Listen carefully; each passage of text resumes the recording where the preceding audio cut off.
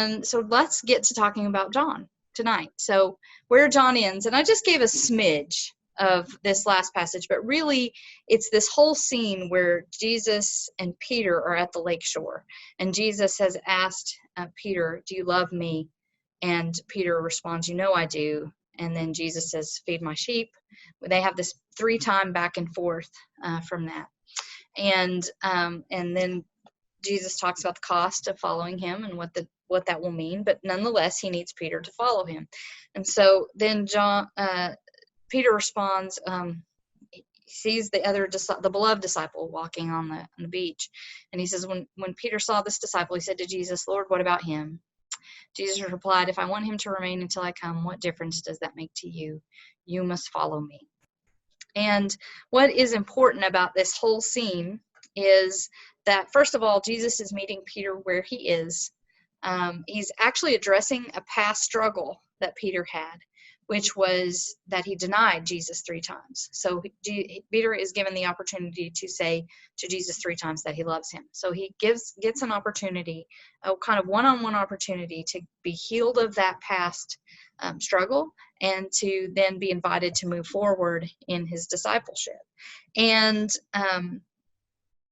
it happens in this basically where Jesus says, this is what, Peter, what I need you to do. And then Peter's response is, what about that guy? And Jesus' response is, I want you to forget about that guy. This is what I need you to do. I need you to follow me. And so what we see here is that this is very much this one-on-one, crafted particularly around this relationship between Jesus and Peter. And we see these one-on-one conversations throughout the Gospel of John. So what we get modeled for us in the Gospel of John is very much this mentor-apprentice understanding of growing in our discipleship. So we look at the characteristics of the Gospel of John. That very first one is the one we need to point out. There are so many one-on-one conversations. Remember that John is not the synoptics. The synoptics are Matthew, Mark, and Luke, and they share a great deal of material together. John, I think it's over 90% of the Gospel of John is original to the Gospel of John. It only happens there. So it's a very different feel from the synoptic Gospels, and so much of what happens are in these individual conversations, everything from Nicodemus and Jesus meeting under the cover of darkness and a teacher actually teaching a teacher in that space, to the woman at the well being met by Jesus in unusual circumstances, but again, very individual circumstances. Jesus sees in her what she can be and sort of commissions her as the first evangelist there to go around and witness to who she's the first person that he tells he's the Messiah. And she gets to carry that witness out to other folks. Even things like in a crowded scene like the raising of Lazarus, he goes first to Martha, then to Mary, and then to Lazarus, has these kind of very individual moments, and even has a very close conversation with Pilate at the end, where Pilate gets to sort of come to a deeper understanding of what is truth. So that the Gospel of John is just framed one after the other, after the other, after the other, of these very close interpersonal one-on-one conversations with Jesus. Another distinctive characteristic of the Gospel of John is this character of the beloved disciple, which is assumed to be John. It's never named. The beloved disciple is never specifically named, but it's assumed that the beloved disciple and the author of the Gospel are the same, one and the same. And this is really that very close, intimate relationship between Jesus and one of his disciples. And it starts to be developed around chapter 13. That's when there's this mentioning of the beloved disciple that comes in. And it's in very close, very personal, very critical moments in the story of Jesus that the beloved disciple is mentioned, including at the end. That's the beloved disciple that Peter is asking about in those last words. And then there is teaching in the Gospel of John, but it's different than, say, the teaching in Matthew. Matthew, we talked about, was filled with Jesus's teachings. John is also filled with teaching, but they're very particular teachings. Instead of in Matthew, Jesus is sort of teaching us how to live into the kingdom, right? These are the parables of the kingdom. I'm teaching you about the kingdom. This is what you need to do to be in the kingdom. In John, Jesus is teaching about himself. I am the way, I am the good shepherd, I'm the gate, I'm the bread. It's all helping you have a deeper understanding of who Jesus is, so that the focus is on that model, this individual model for how to be. And it's very personal and very much structured around this person of Jesus. And then there is a push in the Gospel of John and in Johannine literature, especially when you bring in the letters, to love each other. And then others, there's a little bit of a distinction between insider and outsider in John. And we'll talk more about that in just a minute here. But certainly Jesus specifically says, love one another, instead of love God and love neighbor and love yourself.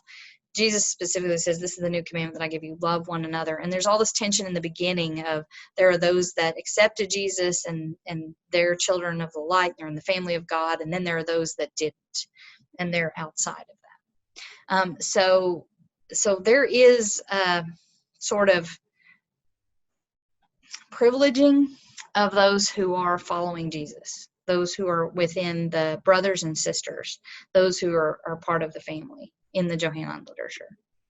And then Jesus is very much the exalted one. This Gospel of John has the highest Christology, or the highest theology around Jesus, in the sense that Jesus is very clearly the Son of God. There is no question about that in the Gospel of John. It's not proclaimed to be anything other than that.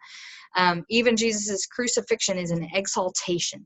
And so Jesus is very much elevated above Jesus in the synoptic gospels. Okay, I don't know why this keeps doing that, but so let's talk about what those characteristics of John, then how they give rise to these Johannines, right? So if we look at the characteristic of the exalted Christ and the teaching being around the person of Jesus, then for Johannines very much anchor themselves around Jesus as the central teacher or example. They look primarily to Jesus. Now, I don't want to imply that the other types don't look to Jesus. We do. We tend to have, it's just a little bit more individual focus. It's just kind of like a laser focus from a Johannine perspective, as opposed to this sort of spreading out, sort of more Trinitarian theology. But really are looking for Jesus as the central teacher and example. Johannines are fine that there is a hierarchy of learning. There's a hierarchy of understanding. There's a hierarchy to all of this. Jesus is at the top, and how we know about Jesus is from Scripture, so Scripture is right below that. And then how we learn about Scripture and Jesus is usually from our pastor, so usually pastor is right below that. And then sometimes another leader that's significant to a Johannine can also be an important figure as well. But they're very much going to look for this hierarchy of, these are the top ones that we want to learn from. As a result, they do expect their leaders to be strong moral examples. They expect leaders to exemplify Christ, right?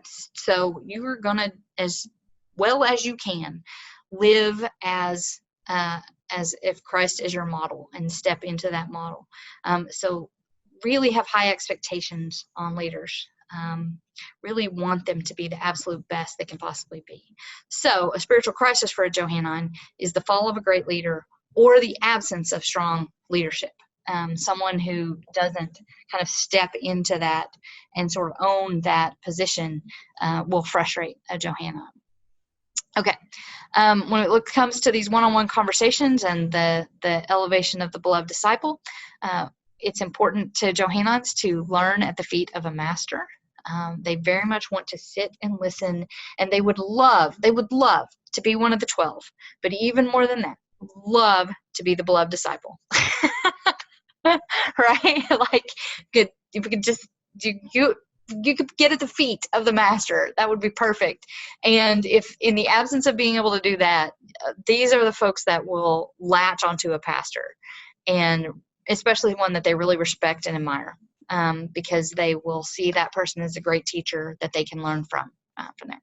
Johannines are lifelong learners of all types and all kinds. Sometimes that's formal schooling, sometimes it's not, but they just have this hunger to learn, and different than Mattheans. Mattheans love to learn in order to be able to put things into action. Johannines love to learn because it turns them into a different person. It shapes who they are instead of necessarily leading to specific actions like Mattheans would look for. It's just, it gives them a wisdom that they're grateful to have and they're seeking. These are deep students of the Bible. These are the folks that will spend 8 hours preparing a 30-minute Sunday school lesson because they are absolutely deeply committed to that. And also, they're usually fantastic teachers, but they're only going to teach if they feel expert on something. So they will not step forward until they know what they're talking about because they have these high expectations for anyone that stands up and proclaims. They are also gifted at reaching youth. And it's because of this interest in mentoring someone into whatever new role they need to be mentored into. And youth almost always, at least the ones that I've tested, test primarily or secondarily Johannine. And I think it's a stage of life thing. School is a very Johannine structure, so it's very similar for them and understandable. But also they are trying to figure out how to be adults, and they are looking for models for that. So Johannines can be particularly gifted at stepping into that role because they're passionate about that kind of learning. Okay, when it comes to loving each other, but question mark on the others, it comes from their standards. It's not, it sounds exclusive, but it's more true to Johannines to say that they have expectations for someone who's going to follow Jesus.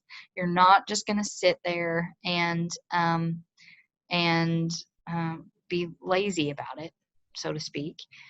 You're going to hold yourself to a high standard if you're going to follow Jesus, and those that hold themselves to a high standards are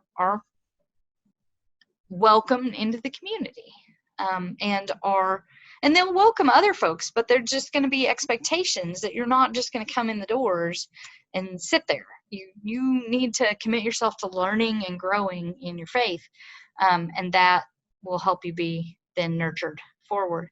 It can come off as arrogant. In the book, I talk about they get accused of the humble brag all the time. And actually, there's a really funny moment behind the scenes in the video. Doug, who we will meet next week, said, "I don't think I come off that way," and I just started laughing. I mentored Doug. I was like, "Oh, Doug, God bless you." But it's simply that it's not so much arrogant as it is deep commitment. They're just really passionate about these standards that they have and these expectations, and so they hold themselves to it, but they hold others to it as well.